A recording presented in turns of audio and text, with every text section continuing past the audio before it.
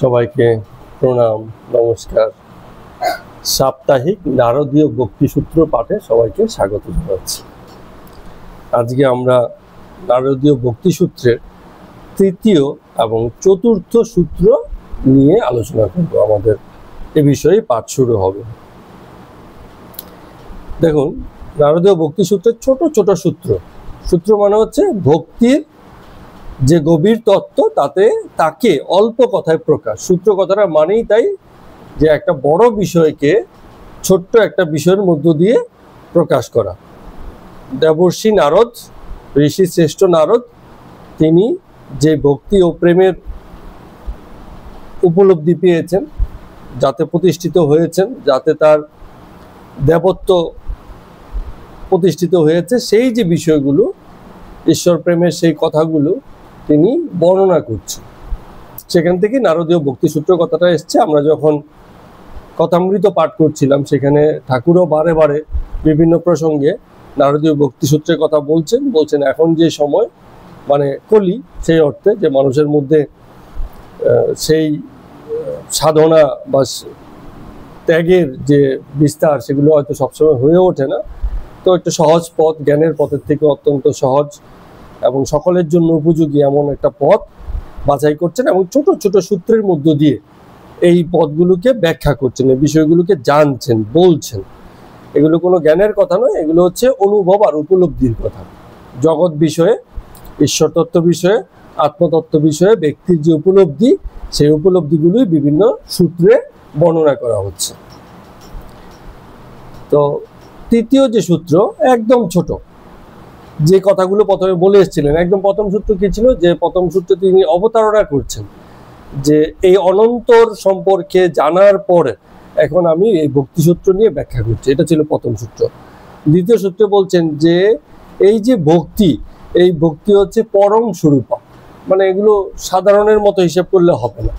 এই ভক্তি আর প্রেমের যে গল্পটা হবে, আমরা জগতে যেসব ভক্তি আর প্রেমের গল্প জানি, সেগুলোর সঙ্গে তুলনা চলে না, কারণ এগুলো হচ্ছে পরম। একদিক থেকে এগুলো হচ্ছে পরম। আর আজকে 3 নম্বরের সূত্রে এসে বলছেন যে অমৃত স্বরূপা চ। ওই যে কথাটা বলছেন ভক্তি, সেই ভক্তি বিষয়ে এখানে এসে বলছেন ছোট্ট কথা, দুটো শব্দের কথা, অমৃত স্বরূপা চ, মানে এটা অমৃত স্বরূপ বটে। এইটুকুনি, বেশি নেই। কিন্তু এবার এটা আমাদের এই নারদীয় ভক্তিসূত্র যিনি ব্যাখ্যা করেছেন, স্বামী ভূতেশানন্দ মহারাজজি, তিনি তারপর তার বিষয়গুলো ব্যাখ্যা করছেন। তো এখানে নারদীয় ভক্তিসূত্রের যে কথা, অল্প সূত্র আকারে কথা, সেগুলোর ব্যাখ্যা আবার করছেন কে? আমাদের স্বামী ভূতেশানন্দ মহারাজ। তো তিনি তখন এই বিষয়গুলোকে ব্যাখ্যা করছেন। তো প্রথম কথা হচ্ছে যে অমৃত স্বরূপা, এই কথাটাকে কিভাবে আমরা, মানে স্বামীজি কি বলতে চাইছেন সেটা আমরা একটুখানি বোঝার চেষ্টা করি। তিনি যেটা বলছেন যে ভক্তিটা হচ্ছে প্রেমের পরাকাষ্ঠা। এটা অর্থ হচ্ছে যে ভক্তির উপর ভিত্তি করে এক সময় ব্যক্তির মধ্যে প্রেম ভাবের উৎপত্তি আসে। ঈশ্বরের প্রতি চরম ভক্তি, এটা হচ্ছে বেস। এই বেসের উপর ভিত্তি করে এক সময় প্রেমের সম্পর্ক, জগতের সকলের সঙ্গে প্রেমের সম্পর্ক থাকে। আমরা জগতের হিসেবে কি দেখি? প্রেমের সম্পর্ক ব্যক্তিগত হয়। কিন্তু যখন আমরা আধ্যাত্মিকতার পথে যাব, আধ্যাত্মিকতার সর্বশেষ প্রতিষ্ঠা হচ্ছে প্রেম। তারপরে আর কিছু থাকে না। প্রেম হচ্ছে সকলের প্রতি সমদৃষ্টি, সমভাব, ওটা হচ্ছে প্রেম। একজনের প্রতি হলে সেটা হয়ে গেল না, সেটা কি হবে? ভালো লাগা হবে, ভালোবাসা হবে একজনের প্রতি বিশেষ। এত লোক আছে, তার মধ্যে থেকে একজনকে আমি বাছাই করলো, সেটা কোনো কারণে তাকে ভালো লেগেছে, তার চেহারা সুন্দর, কিংবা নটি দেখতে, দুষ্টু চেহারা, তাকে ভালো লেগেছে, এরকম যে কোনো কারণেই হোক, অনেকের ভিতর থেকে একজনকে বাছাই করা হলো, এরকম। তো সেটা হচ্ছে জগতের হিসাব। কিন্তু যখন আমরা ভক্তি পথে চলে যাব, তখন প্রেম মানে হচ্ছে সকলের প্রতি সমদর্শন।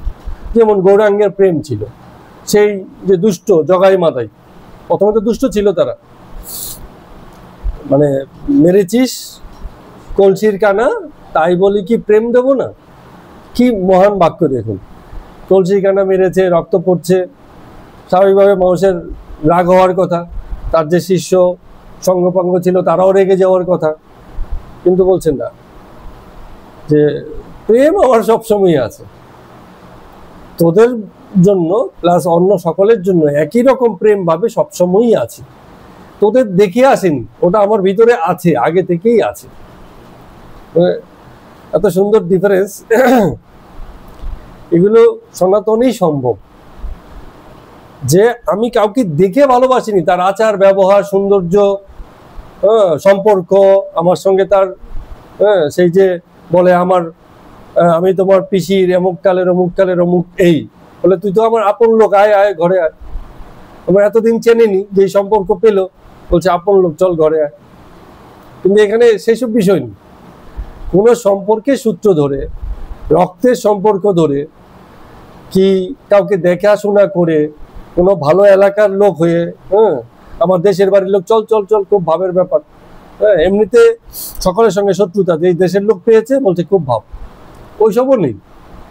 মানে কোনো বাহ্যিক কারণই নেই, তারপরেও সকলের প্রতি একই রকম মানসিকতা, সেটা যদি থাকে সেটাকেই বলা হচ্ছে কি প্রেম। কাছের বলেও নয়, দূরের বলেও নয়, সকলের প্রতি সমদর্শন, এটা প্রেম। তাহলে এটা তো মানে চট করে আসবে না, তো অনেক পরের ব্যাপার। তো এমন প্রেমের পরাকাষ্ঠা হচ্ছে ভক্তি। ভক্তি যদি গভীর হয় তবেই এই ধরনের প্রেম ভাবের সৃষ্টি হয়। তো আমাদের ভূতেশ্বরানন্দ মহারাজ জি এভাবে বলছেন। তো এখন তিনি বলছেন যে আমাদের দেহ আর ইন্দ্রিয় অধীনে যেসব প্রেমের অভিজ্ঞতা আমাদের হয়, আর ঈশ্বর প্রেমের যে অভিজ্ঞতা হয়, মুশকিল হচ্ছে দুটোকে আলাদা কোনো শব্দ দিয়ে প্রকাশ করা যায় না, শব্দ একটাই প্রেম।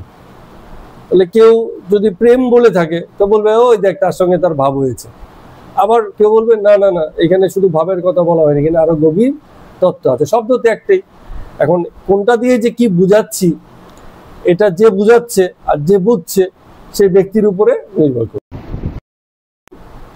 এই যে যে একেবারে এইসব শাস্ত্র পাঠের গভীরতা কখনো পায়নি, তাকে যদি বলা হয় আজকের আলোচনায় আমরা প্রেম নিয়ে কথা বলেছি, বলবে বাহ, তোমাদের তো দারুণ ব্যাপার স্যাপার, প্রেম প্রীত নিয়ে তোমরা কথা বলছো, কেমন তোমাদের ধর্ম, এসব নিয়ে কথা বলো। কারণ ও তো ওর জায়গা থেকে তাই দেখেছে, জগতের হিসেব। বলছে এদের আলোচনায় প্রেম প্রীতি থাকে। আমি বলছি হ্যাঁ থাকে, কিন্তু সেই প্রেম প্রীতির গভীরতা উচ্চতার ব্যাপারগুলোই আলাদা। এখন শব্দ তো আমার ওটাই, একটাই শব্দ, ওটাই ব্যবহার করতে হবে। এখন যে বলছে সে বুঝছে, আর যে ওই জিনিসটাকে ওর মতো করে বুঝবে সে বুঝবে যে আসলে এই প্রেম দিয়ে কোন প্রেমের কথা বলা হচ্ছে। এখানে প্রেম অর্থ হচ্ছে সমদর্শন। কজন বুঝতে পারবে এই সমদর্শনের গল্পের কথা? তো বলছে যে এই যে প্রেমটা, এখানে ঈশের মধ্যে যেটা বলা হয়েছিল যে অমৃত স্বরূপা, মানে অমৃতের মতো। অমৃত মানে হচ্ছে মানে যেটা আর মৃত্যু নেই, মৃত নয়, সবসময় মানে জ্যান্ত চাঙ্গা হয় না। আমাদের বাজারে গেলে, মাছের বাজারে এই দেখুন জ্যান্ত মাছ, জ্যান্ত মাছ, মানে নড়ছে চড়ছে অথবা এক্ষুনি মরেছে, একদম জ্যান্ত দেখতে লাগছে। তো এই ভক্তিটা সবসময় জ্যান্ত। যাকে ভালোবাসলো সে নেই, ভালোবাসা আর খুঁজে পাচ্ছে না, বলে আমার ভালোবাসা হারিয়ে গেছে। আরে কোথা থেকে হারিয়ে গেল? তোমার মধ্যেই তো এসেছে, তোমার মধ্যেই ছিল। ওই ব্যক্তি চলে গেছে, তোমারও ভাব চলে গেছে, কিন্তু তার মানে কি সেটা মরে গেল। যে ভালোবাসাটা ছিল ক্ষণিকের জন্য কারো প্রতি, সেটা এই মুহূর্তে আর নেই, কারণ সে মানুষটাই নেই, মানুষটা চলে গেছে। তো কি বলছে তখন সে, যে আমার ভালোবাসা হারিয়ে গেল, তার মানে সেটা মৃত হয়ে গেল। কিন্তু এইখানে যে ভক্তি আর প্রেমের কথা বলছে সেটা সবসময় জ্যান্ত, অমৃত স্বরূপ, মৃত্যু নেই। তার মানে অনেক সময় এরকম হয় না, আমাদের মধ্যেও দেখা যায় যে হয়তো আমাদের প্রিয় একজন মানুষ মারা গেছে, বলছে ও মারা গেছে বলে তো কি হয়েছে, ওর প্রতি আমার ভালোবাসাটা চিরকালই থাকবে, তাই না? এরকম। তো আমাদের খুব কাছাকাছি মধ্যমগ্রামে একটা ঘটনা হয়েছিল। আসলে জীবন যখন ইন্দ্রিয় আর দেহের মধ্যে থাকে তখন এরকম উচ্চতর ভালোবাসা বেশিক্ষণ থাকে না মানুষের মধ্যে। এক মানে পুলিশের কোনো এক আধিকারী ছিল, যে কোনো মানে দুষ্কৃতীদের সঙ্গে লড়াইয়ে গুলি করে তাকে মারা হয়ে গেছিল।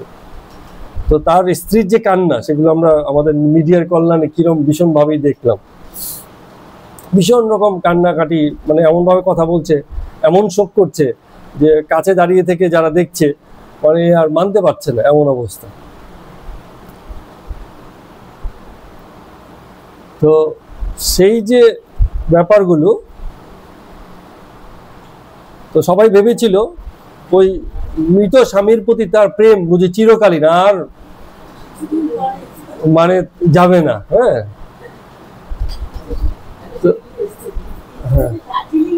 হ্যাঁ হ্যাঁ, এই গল্পগুলো আপনারা জানেন, আমাদের বলতেও খারাপ লাগে, তবে জীবন বা জগৎ এমনই, স্বার্থবুদ্ধিতে দাঁড়িয়ে আছে। তো এত যে বিশেষ কান্না, এত যে বিশেষ মায়া, মনে হচ্ছিল যেন ব্যক্তিটা মারা গেছে, তার প্রতি ভালোবাসা তার কোনোদিনই শেষ হবে না। কয়েক বছরের মধ্যে আমরা দেখতে পেলাম যে ভীষণ স্বার্থপর হয়ে অন্যান্য সম্পর্কে জড়িয়ে গেছে এবং কিছু ফিনান্সিয়াল টাকা পয়সা নিয়ে সেই বাবা মায়ের সঙ্গে সম্পর্ক খুবই খারাপ, খুবই মানে এগুলো সব মানে আইনি লড়াইয়ের পর্যায়ে গিয়ে খুব একটা নোংরা খেলা, যেগুলো দেখে আমাদের মানে কষ্ট হতে লাগলো। কেন কষ্ট হলো? কারণ আমরা এই দুই চরিত্রটাকে নিতে পারছিলাম না। এই যে এরকম আহাজারি কান্না, শোক, দুর্দান্ত প্রেমের নিদর্শন, তার কিছুদিন পরে আবার প্রেমহীনতা, এই জগতেই সম্ভব। হ্যাঁ, জগৎ হয়েছিল বলে সম্ভব। কিন্তু হ্যাঁ, চাকরি পেয়েছে, টাকা পেয়েছে, অনেক রকম, হ্যাঁ, সম্পূর্ণ ব্যাপারগুলো তখন ঘুরে গেছে। তো যদি ব্যক্তি মনে করে, যেমন আমি হলে, আমি জানতাম যে এই জগতের বিষয়গুলো ঘুরবেই, তো এরকম হাজারি কান্নাও আমি কাঁদতাম না, কথার কথা বলছি। এত অতিরিক্ত শোকও থাকতো না, আবার জগৎ বিষয়ে এমন কোনো সিদ্ধান্ত থাকতো না যে যখন প্রয়োজন তখন সেই মানে মুহূর্তের পক্ষে আমরা দাঁড়াতে পারবো না। বলতে চাইছি, এতটা কান্নাকাটিরও দরকার ছিল না, আবার যখন অন্য কোনো সম্পর্কের প্রয়োজন জীবনে এসছে সেটাকেও সহজভাবে নেওয়ার মতো রাস্তা করা দরকার ছিল। এত স্বার্থপরতা দেখানোরও কিছু ছিল না। কিন্তু জীবন এমনই, সময়ে সময়ে বিভিন্ন স্থিতিতে আমাদেরকে দাঁড় করিয়ে দেয়। তো সেই যাক, এই যে কথাগুলো বলছে এগুলো জগতের হিসেবে, কিন্তু যখন ঈশ্বর প্রেমের কথা আসে তখন যত বাধা তত আরো তীব্র হয়ে ওঠে। যেন এরকম ব্যাপারগুলো মীরাকে যত আটকে রেখেছে, তত মীরার খ্রিস্টের প্রতি প্রেম, কৃষ্ণকে তো মীরা কোনোদিন দেখেইনি। এক রাধা গোপী আর কি সেই সময় যারা ছিলেন তাদেরকে ছাড়া কে আর দেখেছে কৃষ্ণকে? কিন্তু কৃষ্ণের প্রেমে কত লোকিত আছে। আমরা প্রায় সবাই কৃষ্ণ প্রেমে পাগল বা তোয়ারা, হ্যাঁ, কৃষ্ণের প্রেমিক। কিন্তু যাকে দেখাই হয় নাই কোনোদিন, তার প্রতি এই অনন্ত প্রেমের প্রবাহ কোথা থেকে আসে? এটা আমাদের অন্তঃস্থিতই ছিল, আমরা শুধু সেইটার মানে দর্শক হয়েছি মাত্র, ছিল আগে থেকেই। এখন আমরা দেখতে পাচ্ছি, হ্যাঁ, এই যে ভাই আমার মধ্যে এটা আছে। সেই পরমের প্রতি প্রেম, এটা মানুষের মধ্যে চিরকালীন। কেউ কেউ বলবে, হ্যাঁ কি বলছে ঈশ্বর ঈশ্বর কি, এগুলো আমার পছন্দ না, ফালতু বিষয়, আমার এসব প্রেম প্রেম নেই। আছে, তখনও আছে যখন এই কথাগুলো বলছে। সে দেখতে পায়নি, সে তার নিজের প্রেমের দর্শক হয়নি, উপলব্ধক হয়নি, সে নিজে দেখতে পাচ্ছে না বা উপলব্ধি করতে পারছে না, তার মধ্যেও আছে।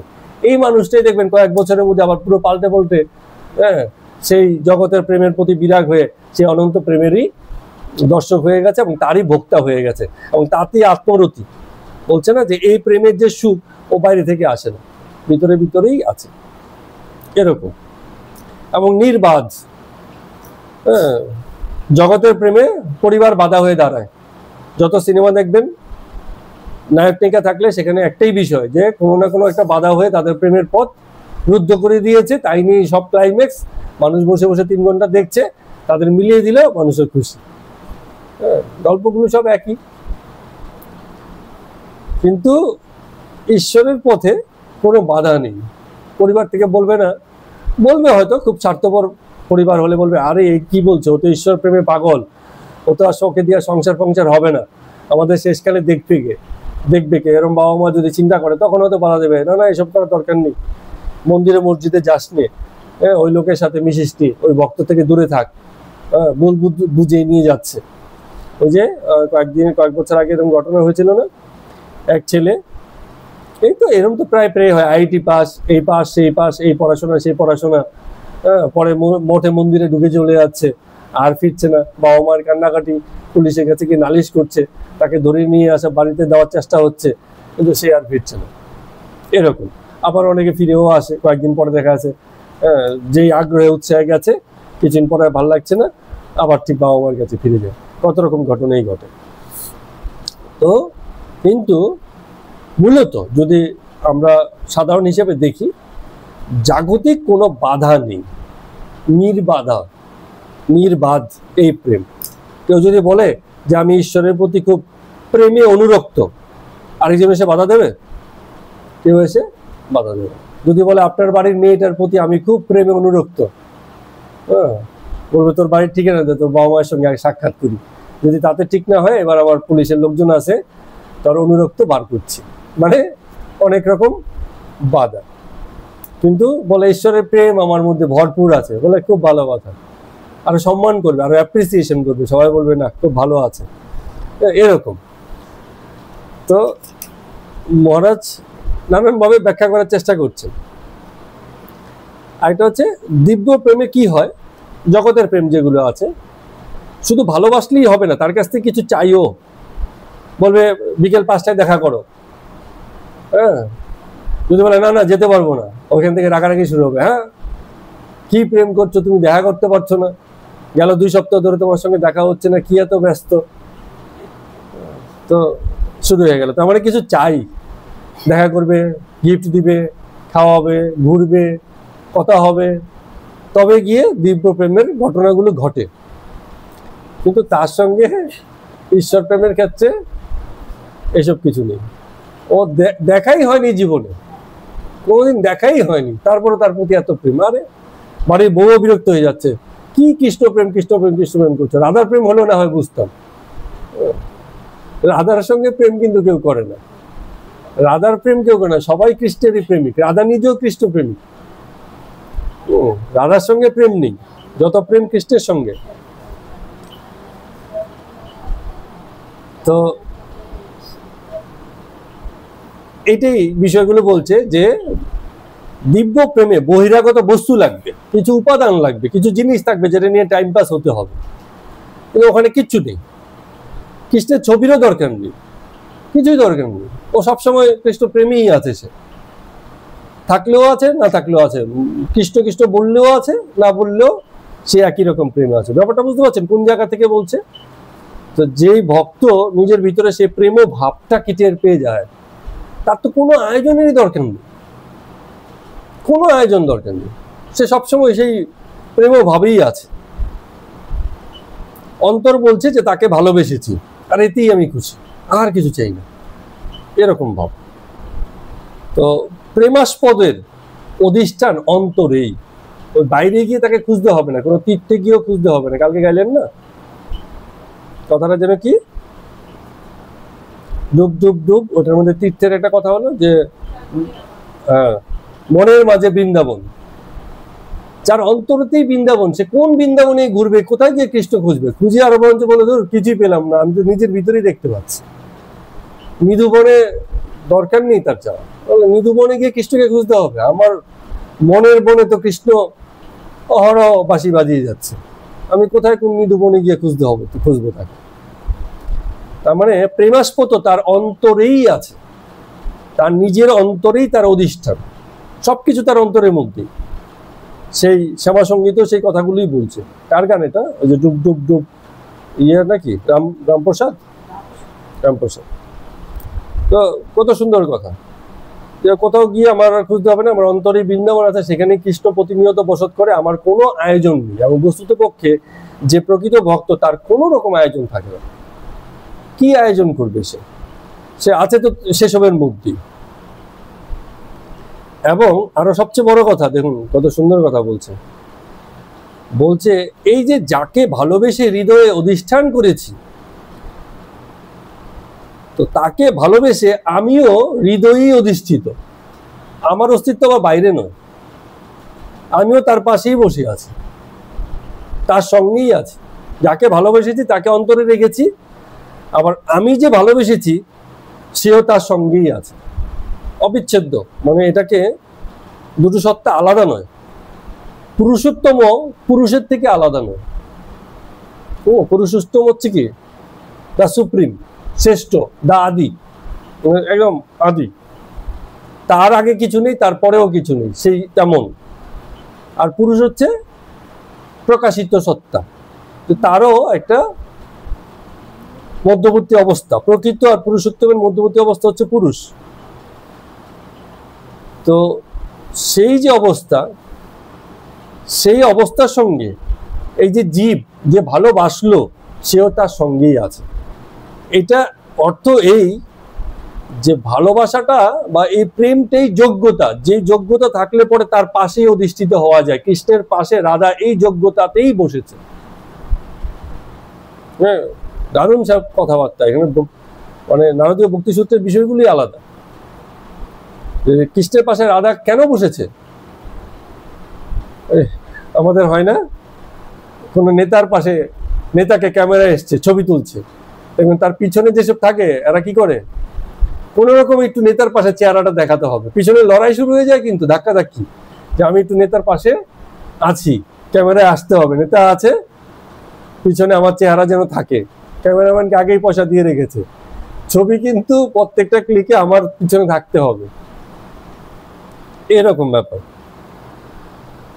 আবার অনেক সময় হয় দেখবেন সিনেমাতে নায়ক নায়িকা নাচে, তার পিছনে আরো অনেক আর্টিস্ট আছে, তারা নাচে, কিন্তু ওখানে ক্যামেরাটা এমন ভাবে জুম করে রাখে যে নাচলে পরে নায়ক নায়িকাকে দেখা যায়, বাকিগুলো আছে নাচে একসঙ্গে, কিন্তু হয়ে যায় আবছা, দূরত্ব রেখে দেয়, কারণ ওদেরকে দেখানোই মানে ইসের উদ্দেশ্য থাকে না।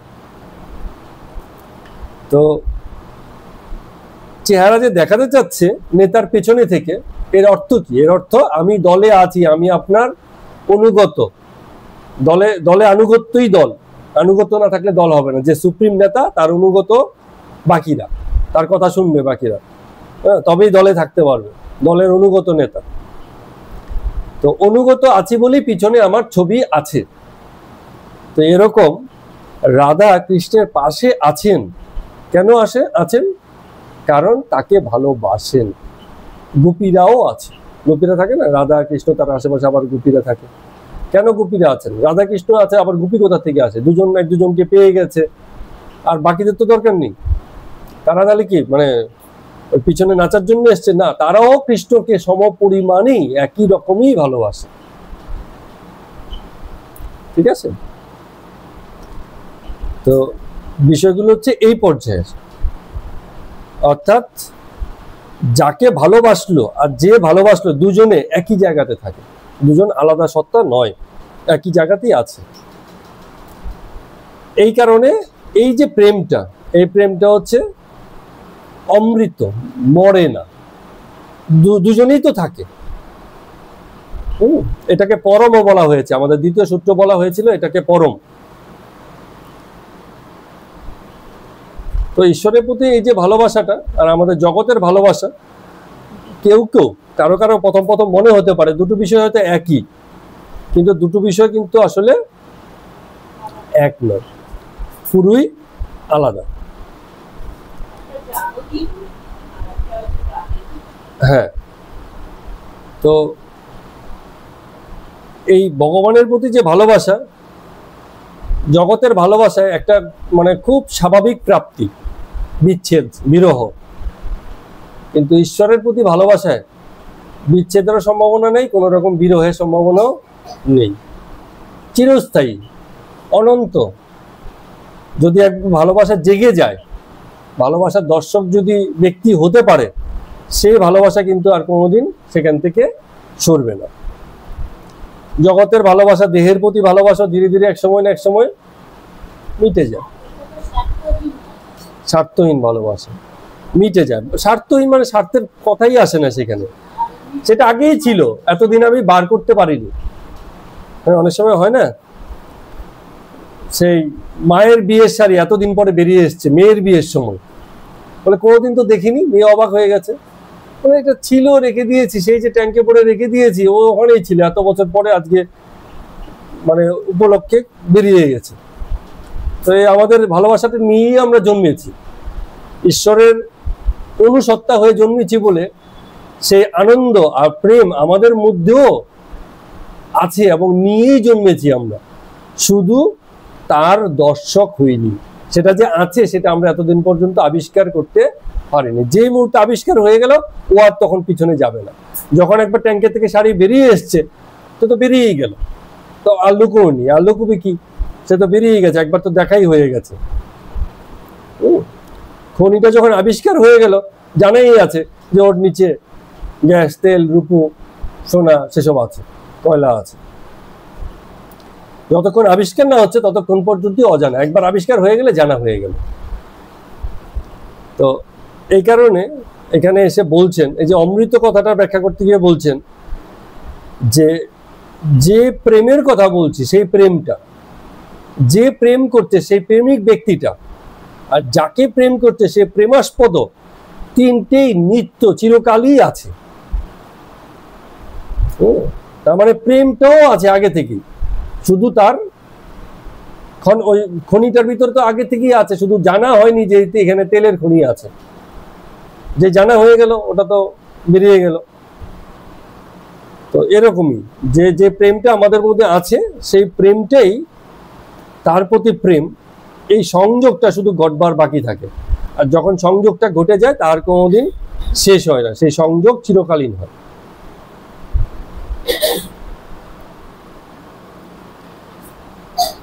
আর একটা জিনিস দেখেছেন, ঠাকুরকেও দেখেছি, ঈশ্বরের প্রতি প্রেমে এমন হয়ে যায় যে নিজের আত্মপরিচয় ভুলে যায়। ঠাকুরকে দেখেছেন রামকৃষ্ণ ঠাকুরকে, যে নিজের হুঁশ নেই, দেহবোধ নেই, আমি বোধ নেই, মানে নিজের এমন প্রেম যে আত্মপরিচয় ভুলে যায়, একাত্ম হয়ে যায়। একাত্ম মানে কি, দুই আত্মা বাহ্যিকভাবে মনে হয়, যতক্ষণ অহম থাকে তখন তো ভাবে আমি এক আত্মা, তিনি এক আত্মা, দুই আত্মার মিলন ঘটবে, কিন্তু একই আত্মা থাকে। তো সেটা যখন প্রতিষ্ঠিত হয়ে যায় তখন এই দুই মানে আর থাকে না। তো মানে এখানে প্রেমিক যে আছে সে নিজের কথা, নিজের অস্তিত্বের কথা ভুলে যায়। জগতের প্রেমে সেটা হবে না। জগতের প্রেমে কি হবে, ওই ওর সঙ্গে দেখা হবে আজকে, ভালো করে সেজে গুজে যাবে, তার মানে নিজের কথা ভুলে যায়নি, পাগল হয়ে দৌড়ে যায়নি, ওর সঙ্গে দেখা হবে, সাজগোজ ছাড়, পোশাক আশাক ছাড়, কি অবস্থায় আছি দেখা লাগবে, ওর সঙ্গে দেখা হবে, এটাই গুরুত্বপূর্ণ। ওকে মন খুলে দেখবো এই চিন্তা করে পাগল হয়ে ছুটে যায় না। অনেক আয়োজন আছে, বলছে 3 ঘন্টা লাগবে, আজকে বিশেষ সাজসজ্জা। তো 3 ঘন্টা সময় নিয়ে সকাল থেকে অনেক কাজ, এক সকাল তো চান করতেই লেগেছে, শ্যাম্পু ফ্যাম্পু করে সব রেডি করেছে, চুল স্ট্রেট করেছে, আরো কত আয়োজন করে টোরে গেছে। তার মানে এখানে প্রেমিক বা প্রেমিকা নিজের কথা ভুলে যায় না, নিজের অস্তিত্বের ব্যাপারে পূর্ণ সচেতন জগতের প্রেমে। কিন্তু ঈশ্বরের প্রেমে কি অবস্থায় আছে না আছে কোনো বোধ নেই। প্রেমের এমন ভাব, সুচিতার বোধও হারিয়ে গেছে, মানে দেহশুদ্ধি বুদ্ধিও নেই, তো অন্তরে প্রেম, ও কোনো নেই, হুঁশ নেই। ঠাকুরের যেমন পোশাক আশাকের হুঁশ ছিল না, কোথায় করে যাচ্ছে, গায়ে মানে গলায় পেঁচিয়ে রেখেছে, গায়ের বসন গলায় পেঁচিয়ে রেখেছে, হুঁশ নেই, এরম ভাব। তো প্রেমিক নিজের অস্তিত্ব পর্যন্ত ভুলে যায়, এতটা প্রেম।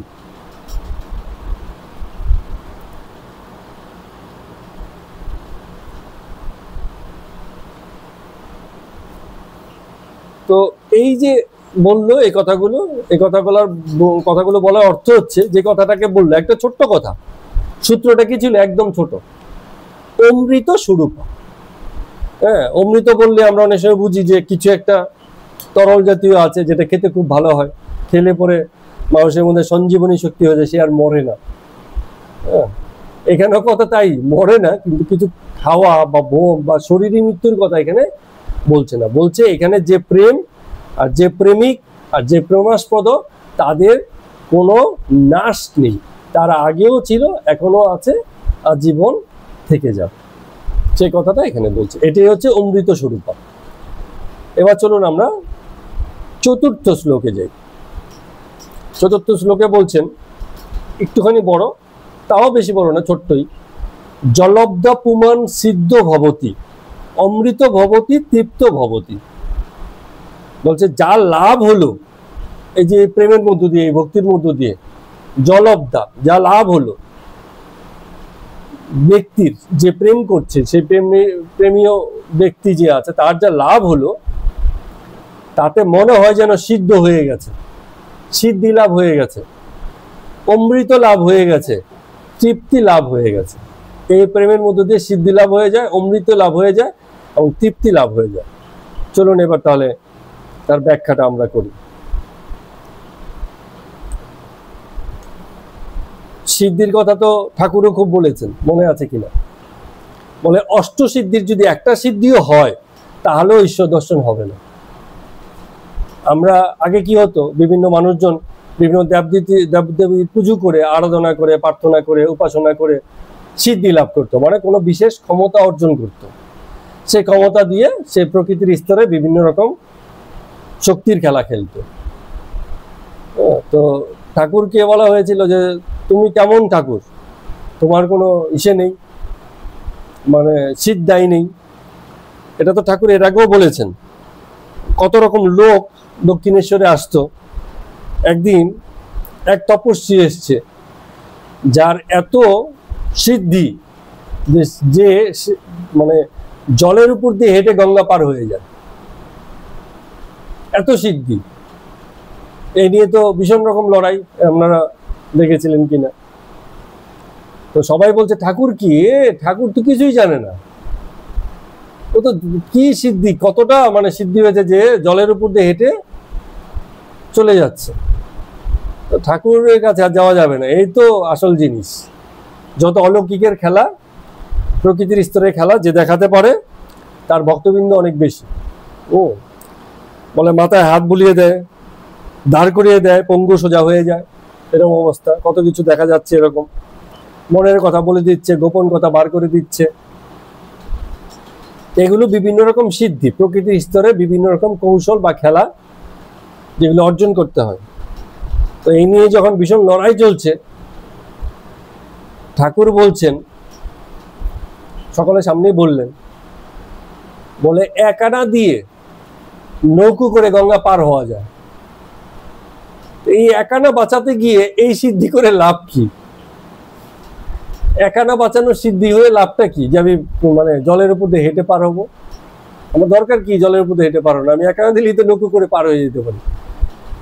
যেখানে লাভ আমার অনেক বড় হবে সেই বিষয়ে সিদ্ধি করলে লাভ আছে, যে বিষয়ে সহজ জিনিস ওই রকম সিদ্ধি করে লাভ নেই। তো এই নিয়ে অনেকবার অনেক রকম কথা হয়েছে। তো উনি একবার ইসেকেও বলছিলেন যে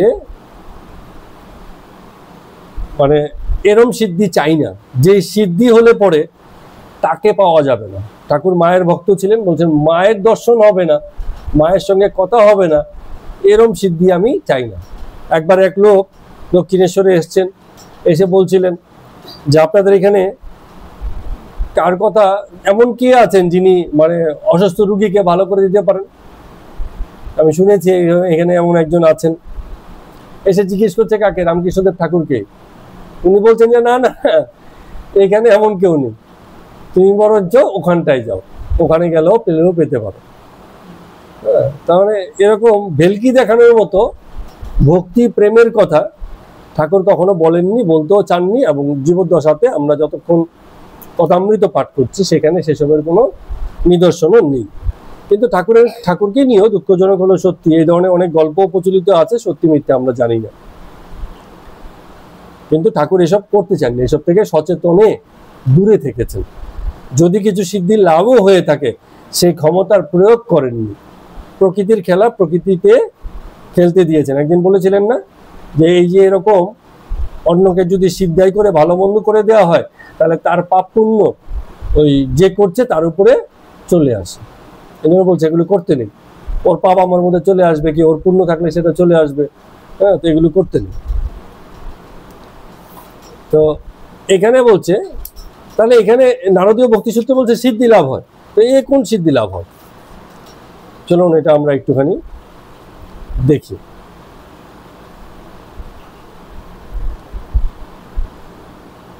যে কথাগুলো আমরা বললাম সেই কথাগুলো এখানেও মহারাজ জি উল্লেখ করেছেন। এখানে এক জায়গাতে এসে বলছেন যে এরকম অনেক অলৌকিক ঘটনার উদাহরণ হয়েছেন যীশু খ্রিস্টের এরকম উদাহরণ আছে। ওনার মৃত্যুর কত 2 দিন না 2.5 দিন বাদে উনি আবার ফিরে এসেছিলেন, তার যারা অনুগামী ছিল তাদেরকে এসে দেখা দিয়েছিলেন, এরকম ব্যাপার স্যাপার আছে, অনেক রকম মানে প্রচলিত আছে। ওনার জীবদ্দশাতে অনেককে অনেক রকম মানে এইসব দেখিয়েছিলেন। ওই কথা মৃত্যুতে আছে, এক সাধু নাকি ছিল, সে রেসে কোন ঘোড়া জিতবে সেটা বলে দিতে পারত। তো লোকে তো তার কাছে ভিড় করবেই। আজকে যদি কত নম্বরে ঘোড়া জিতবে বলে দেয়, সেখানে গিয়ে বেট লাগাবে, লাগিয়ে পয়সা জিতবে, জুয়া খেলতে পারবে খুব ভালো। তো লোকের তো এসবই চাই, যে এমন করে পথ বলুন যেখান থেকে আমার কিছু টাকা পয়সা আসে। যে সাধু টাকা পয়সার জোগাড় যন্ত্রের ব্যবস্থা করে দিতে পারবে, তার থেকে বড় আর ভালো সাধু আর জগতে নেই। ও এরম সাধু। তো কিছু পার্থিব লাভের আশায় যেসব মানুষ সাধুকে আশ্রয় গ্রহণ করে, সেসব মানুষের মতো দুর্বল এবং মূঢ় লোক, মূঢ় মানে অজ্ঞ লোক এই জগতে আর নেই। সাধুর কাছে উচ্চতার জন্য যেতে হয়। জগতে এমন অনেক প্রতিষ্ঠিত ব্যক্তি আছে যে সাধুর আশীর্বাদ ছাড়াও অনেক ধন সম্পত্তি করেছে, আছে তো, ঠিক আছে। তো সাধুর আশীর্বাদ লাগবে এমন কোনো ব্যাপার নেই। ধন সম্পত্তি করার জন্য, জগতের লক্ষ্মীর ভান্ডার ভরার জন্য অনেক রকম পথ আছে, সরকারও আমাদেরকে দেয়। সুতরাং অত চিন্তা করে কিছু নেই। চাকরি করে চলে গেছে তো কি আছে, বইয়ের তো ইনকাম আছে, লক্ষ্মীর ভান্ডার আছে তো, মাসে মাসে টাকা জমা পড়ছে তো, অসুবিধে কি আছে। এবার বলছেন মহারাজ জি, বলছেন একটা সুন্দর কথা বলছেন। তাহলে এই যে সিদ্ধি যে কথাটা বলছে, এই সিদ্ধির অর্থটা কি? এখানে সিদ্ধির অর্থ হচ্ছে আদর্শের চরিতার্থতা। আর সেই আদর্শটা কি? জীবনের পূর্ণতা সাধন। আদর্শ মানে কি? যে আমি এই জন্মের পর থেকে, ওই যে কত রকম মজার মজার জিনিস দেখবেন লরিগুলোতে, যেখানে ডিজেলের ট্যাঙ্ক থাকে, সেখানে একটা কথা প্রায় লেখা থাকে। ওখানে একটা বাংলায় কথা লেখা থাকে, জন্ম থেকে জ্বলছি। মানে ওই যে ট্যাঙ্কের মধ্যে তো ইসে থাকে, ডিজেল থাকে, তো ডিজেলের কাজই তো জ্বলা, তো জন্মই হয়েছে জ্বলার জন্য। তো সেখানে লিখে দিয়েছে জন্ম থেকে জ্বলছে। তো আপনারা একমত হবেন কিনা জানি না, যখনই জন্ম লাভ করে কোনো ব্যক্তি বা মানুষ, তারপর থেকেই তার যন্ত্রণার শুরু হয়। তো ফলে সকল জীবনই জন্ম থেকেই জ্বলছে, এ কথা আমরা বলতে পারি। তো তাহলে জীবনের সিদ্ধি কোনটা? জীবনের সিদ্ধি হচ্ছে এই যে প্রজ্বলন, জীবন যে জ্বলছে সেটা বন্ধ হয়ে যায়, যে এখন আর কোনো জ্বলন নেই, জ্বালা নেই, ঠিক আছে। তো জীবনের আদর্শ কি? এই পূর্ণতা সাধন, যে যন্ত্রণা বা যে জ্বালা জীবন মাত্রেই মানে আমার চলছিল, সেটা আজকে শেষ হয়ে গেছে, ফলে আমার আর কোনো জ্বালা বোধ নেই। এই পূর্ণতা প্রাপ্তি তখনই সম্ভব যখন ঈশ্বর প্রেমে ব্যক্তি আত্মসমর্পণ করে। যতক্ষণ নিজের অধীনে থাকবে, এই জ্বালা তার আছেই আছে। যখন ঈশ্বরের কাছে প্রেমে আত্মসমর্পণ ঘটে যায়, তখন আত্মসমর্পণ মানে কি? আমি নিজেকে সঁপে দিয়েছি, আমি তুমি হয়ে গেছি। এই যে অবস্থা, এই একাত্ম হয়ে গেলে তার আদর্শের চরিতার্থতা হয়। এটাই পূর্ণ মানব জীবন, এবং এটাকেই বলা হয়েছে সিদ্ধি। বলছে না এখানে কথা একটা, যে সিদ্ধ ভবতি। তো মীরার জীবনে এত কষ্ট, কিন্তু মীরার তো কষ্ট বোধ নেই। কৃষ্ণ প্রেমে এমন আত্মসমর্পণ হয়ে গেছে যে তার কষ্ট বোধই আসে না, সে বোধের পারে সে চলে গেছে, এরকম। আর এই যে আত্মসমর্পণের কথা বা জীবন যে জ্বলছে, এটা আমরা যারা এরকম প্রাতিষ্ঠানিক পড়াশোনা করি, সেখানেও এইসব বিষয়ের উল্লেখ আছে। একটা বলা হয়েছে ভিসাস সার্কেল অফ লাইফ, জীবনের এগুলো এখানে লেখা নেই, এটা আমি বলছি আপনাদেরকে, যে জীবনে একটা দুষ্ট চক্র আছে, আমরা ঘুরে ফিরে সেই একই চক্রের মধ্যেই আবর্তিত হই। আমাদের ঘটনাই দেখুন না কেন, এই যে আমরা ঘন্টাখানেক এই ঈশ্বর তত্ত্ব নিয়ে আলোচনা করলাম, একটু বাদে তো আবার সেই সংসার, আবার গিয়ে ঘুরে ফিরে আবার যখন সময় হবে এখানে এসে আবার ঈশ্বর তত্ত্ব আলোচনা, এটাও তো একটা সার্কেল হলো না, একটা চক্র হলো। এরকম জীবনের সকল ক্ষেত্রে দেখবেন এটা চক্র কাজ করে, বিশাল সার্কেল। তো এই চক্রটাকে আমরা ভাঙতে পারি না। কখন ভেঙে যায়? যখন এই মুহূর্তে এই আলোচনায় আছি, আলোচনা যখন শেষ হয়েছে তখনও সেই ভাবেই আছি, তার মানে চক্রটা তখন বন্ধ হয়ে গেছে। হতে পারে সংসারে আছি, কিন্তু আছি সেই ভাবেতেই, বিশাল সার্কেলটা তখন বন্ধ হয়ে গেল, এই দুষ্ট চক্রটা জীবনে প্রতিষ্ঠিত থাকলো না। আরেকটা হচ্ছে ম্যাসলোর পিরামিড, যেটা ছিল ম্যাসলোর পিরামিড হচ্ছে চাহিদা তত্ত্ব। যখনই একটা শরীর জন্মায় তখন শরীরে কিছু চাহিদার জায়গা তৈরি হয়ে যায়, খাদ্য, বস্ত্র, একটা মাথার উপর মানে ছাদ থাকবে, আশ্রয়, এগুলো খুব মৌলিক জিনিস, শারীরিক চাহিদার পর্যায়ে পড়ে। শরীর থাকলে এইসব চাহিদাগুলো থাকবে এবং এগুলো পূরণ করতে হবে। তো যখনই কোনো শরীর, এই যে ম্যাসলোর পিরামিড বলছে, সবার আগে সেই বিষয়গুলো পূরণ করতে চাইবে। যখন এটা পূরণ হয়ে যায় তখন তার হচ্ছে নিরাপত্তার চাহিদা। আচ্ছা, খেলাম তো ঠিক আছে, জামা কাপড় হয়েছে, একটা আশ্রয় পেয়েছি, এখানে ঘুমাবো, ঘুমিয়ে পড়লে কেউ এসে মেরে দেবে না তো, তখন সে কি খোঁজে? নিরাপত্তা। তার মানে এইসব চাহিদা পূরণ হয়ে যাওয়ার পরে সে তখন নিরাপত্তা খোঁজে। পেটে খিদে থাকলে নিরাপত্তার চিন্তা সে করে না, বলে আগে খিদে মিটুক, বাঁচি মুড়ি কে এসে মারে কি ধরে পরে দেখা যাবে। তো বিশাল সার্কেল পিরামিড যেমন কি নিচে দিয়ে বড় হয়, উপর দিকে আস্তে আস্তে সরু হতে থাকে। তো নিচের চাহিদার স্তরটা মানে ব্যাপক, ওইটা বেশি হয়। এটা হচ্ছে আমাদের শারীরিক চাহিদার জায়গাটা। তারপরে হচ্ছে আরেকটু উপর দিকে গেলে নিরাপত্তার চাহিদা, যে আমার মানে এসব নিরাপত্তার জায়গাগুলো ঠিক আছে কিনা। যত উন্নত দেশ তত বেশি নিরাপত্তা, সামাজিক নিরাপত্তা তত বেশি। তার মানে ওই ম্যাসলোর পিরামিডগুলো সেখানে নিশ্চিত করা হয়। আমাদের মতো দেশে ঘুরতে গেছে, মেরে দিয়েছে, নিরাপত্তা নেই। তার মানে কি হচ্ছে, এইখানে ওই মানে ম্যাসলোর পিরামিডটা খুব দুর্বল, যখন তখন ভেঙে যায়। আছে নিরাপত্তা, খানিক আগেও ছিল, এই একটু বাদেই নেই, এরকম অবস্থা। এবং তারপরে যেটা হচ্ছে সম্মান বা স্বীকৃতি। যখন আমাদের ওই নিরাপত্তার ব্যাপারটা এসে গেল, এবার ব্যক্তি সবসময় কি করে, সে ভাবতে থাকে যে আমার তো সবই হয়েছে, এবার আমি চাই লোকে আমাকে একটু সম্মান করুক। তখন সে দান ধ্যান করে, মানুষের জন্য কিছু করে, হ্যাঁ, স্বীকৃতি চায়, প্রতিষ্ঠা চায়, হ্যাঁ, লোকে তার নামে জয়ধ্বনি দিক, এইসব বিষয়গুলো তার মধ্যে আসতে থাকে। এটা পিরামিডের উপরে স্তর। এবং সর্বোচ্চ স্তরে গিয়ে হচ্ছে সেলফ অ্যাকুয়ালাইজেশন বলে। এসবও এক সময় ফিকে লাগে, লোকে আমাকে ভালো বলছে, ঠিক আছে, আর ভাল লাগে না, ঠিক আছে, নেতা হয়ে গেছে তো মানে অনুসারীদের অনেক দাবি দেওয়া, একসময় তার ভালোই লেগেছে, একসময় নেতা হিসেবে এসে জ্বালা বোধ করে, বলে না আর ভাল লাগছে না, এত লোকের যন্ত্রণার কথা শুনতে, তাতে সুবিধার কথা দেখতে ইচ্ছে করে না। তখন আছে সেলফ অ্যাকুয়ালাইজেশন। তখন ব্যক্তি নিজেকে নিয়ে পড়ে, মানে জগতের বিষয় আছে সব শেষ, তো ওই পিরামিড কমপ্লিট হয়ে গেছে, যা যা পাওয়ার পেয়ে গেছি, এবার নিজের দিকে থাকে, যে ভাই এতদিন তো আমি খেয়াল করিনি, আমি যে ব্যক্তি মানুষটা, আমি কোথা থেকে এলাম, আমার আত্মপরিচয় কি, হ্যাঁ, এই যে জগৎ তো দেখে নিলাম, এবার জগতের বাইরে ঈশ্বর বলে কি আদৌ কিছু আছে? তখন সে এইসব বিষয়ে মাথা লাগাতে শুরু করে। তো যতক্ষণ পর্যন্ত এই পিরামিড কমপ্লিট না হবে ততক্ষণ পর্যন্ত ঈশ্বরের দিকে মন যাবে না। এই যে সিদ্ধায়ের কথা বলছে, সেই সিদ্ধায় ঘটবে না যতক্ষণ পর্যন্ত এই বিষয়গুলো ব্যক্তি কমপ্লিট না করে। ঠাকুর এটাকে মানে এগুলো দেখুন খুব মানে তত্ত্বীয় বিষয়, হয়তো ইকোনমিক্সে আছে, হয়তো সাইকোলজিতে আছে এইসব বিষয়গুলো, সেগুলোই ঠাকুর বলছেন যতক্ষণ ভোগ কমপ্লিট না হচ্ছে ব্যক্তি ততক্ষণ পর্যন্ত ঈশ্বরের পূর্ণরূপে মন দিতে পারে না, বৈরাগ্য তার পূর্ণরূপে আসবে না। তো নিজের দিকে মন, আমি কে এবং এই যে অহম বা আমি বোধ, এর যখন মৃত্যু ঘটে তখনই সিদ্ধায় লাভ সম্ভব, বা সিদ্ধায় মানুষের জীবনে আসে বা ভক্তের জীবনে আসে। কারণ একসময় সে বোঝে যে এই অনন্তকাল এই শরীর নিয়ে বেঁচে থাকতে পারবো না, তাহলে আমার আরো কোনো স্থিতি আছে যেটার বিষয়ে আমি একটু সজাগ বা সচেতন হতে পারি। তখন সে ভাবতে শুরু করে, আগে ভাববে না, কোনোদিন ভাববে না। তো দেখুন না, ভাবছে, এত গুরুত্বপূর্ণ কথা বলছি, ও ভাবছে না, ওর মানে মজায় আছে, যাকে নিয়ে মজা করতে সেও ভাবছে না। অন্যদিকে তাকিয়ে আছে, কি বলছে না বলছে, বলুক বলুক।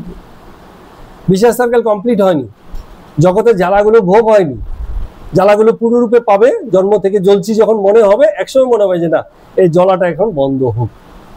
তো খুব উচ্চকোটির কেউ কেউ থাকে যাদের শুরুতেই হয়ে যায়, দুর্ভাগ্যবশত আমাদেরও হয়নি, কিন্তু অনেকের আছে বাচ্চা অবস্থাতেই এসব সিদ্ধাই এসেছে। খুব সৌভাগ্যবান কেউ কেউ আছে যাদের এসব দেহেন্দ্রীয়, দেহবোধ, দেহ সুখবোধ এসব তারা জীবনের শুরুতেই খানিকটা করে বুঝে যায়। এবং এই অস্থিরতা, এই যে নশ্বরতা, এই জিনিসগুলো যে থাকে না চিরকাল, এই বিষয়গুলোতে একটা চেতনা কোথাও না কোথাও আগে থেকেই থাকে এবং তার লক্ষণ প্রকাশিত হতে থাকে। এই যে বলছে জগতের সবকিছু একদিন শেষ হয়। কৃষক খুব ভালো এবার ধান জন্মেছে, তোর গলা পড়া ধান, খাওয়া পড়া নিয়ে কোনো অভাব নেই। 1 বছর যেতে না যেতে ধানের গোলা এক সময় শেষ। বলে না রাজার ভাণ্ড যদি খেতে থাকে এমনিও শেষ হয়ে যায়। ও রাজার ভাণ্ড মানে অসীম না। তো জগতের হিসাবগুলি এরকম যে আজকে যেটা আছে বলে মনে করছে যে আমার তা আছে, আমার আর কি হবে। এককালে এরকম খানিক অহংকার সকলের মতো আমারও খানিক ছিল, মনে হয়েছিল সবই তো আছে, সবই তো ঠিক আছে, কি আর দরকার এরপরে।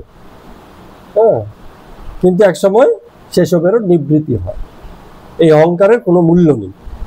কারণ এই বিষয়গুলো হচ্ছে অবিনশ্বর। যা মনে করছে আমার সব আছে, সবকিছু ঠিক আছে, একসময় সেসব বিষয়গুলো নষ্ট হয়ে যায়।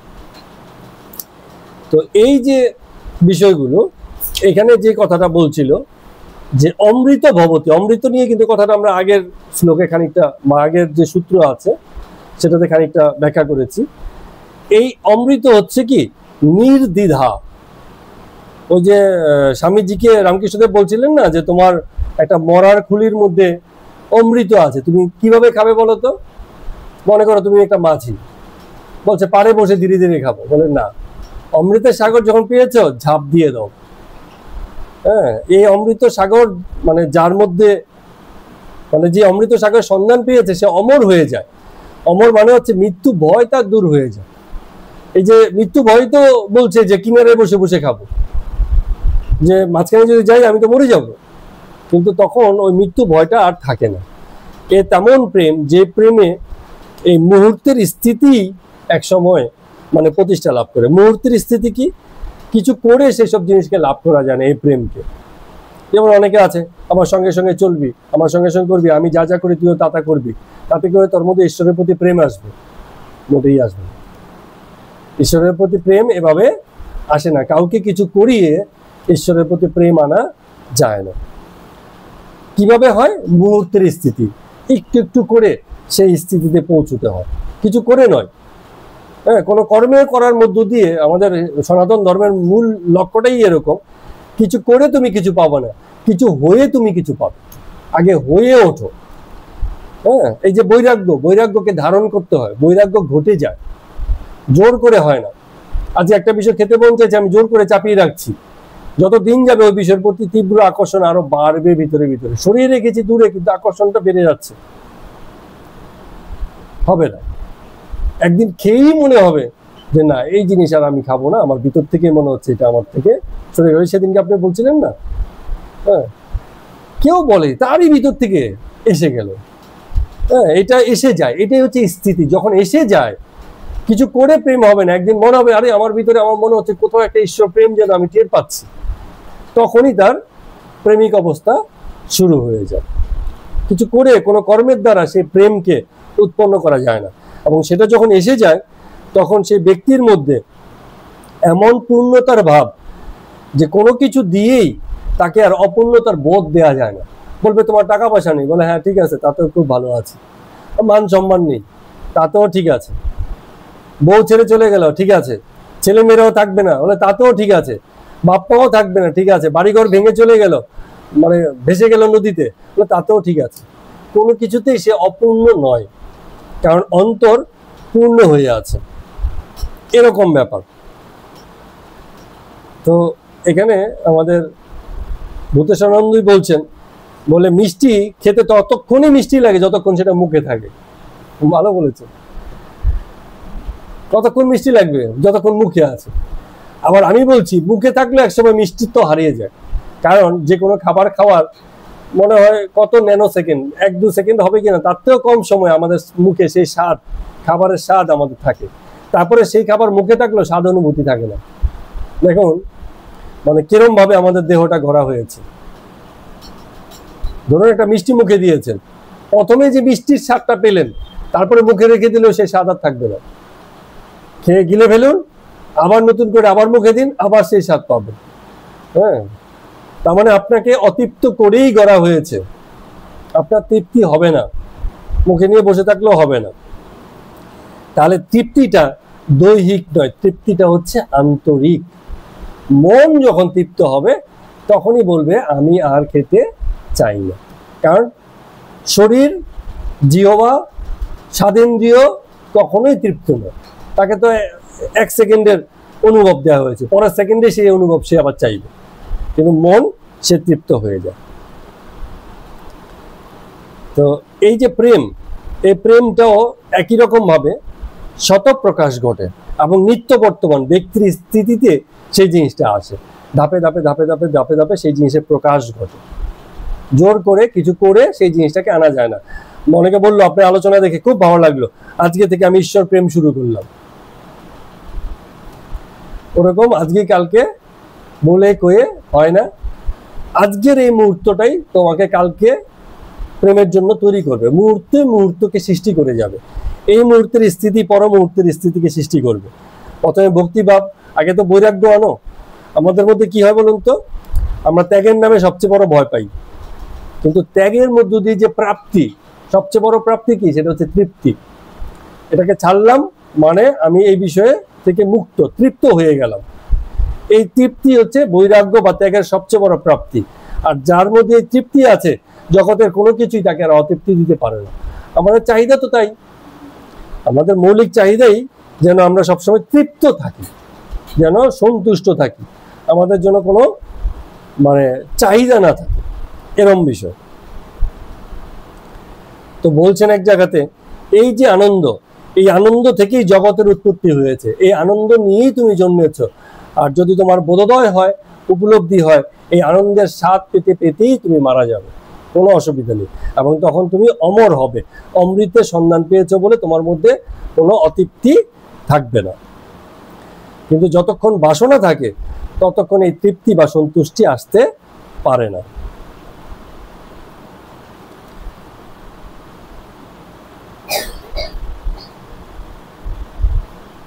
তো এরকম প্রেমিক আমরা নিজেরও কখনো কখনো দেখতে পারি। ঠাকুরের কথা যখন পড়ছি, তার এই প্রেম ভাব দেখে আমাদেরও তো মনের মধ্যে সেই প্রেম ভাবের একটা ভাব সঞ্চিত হয়।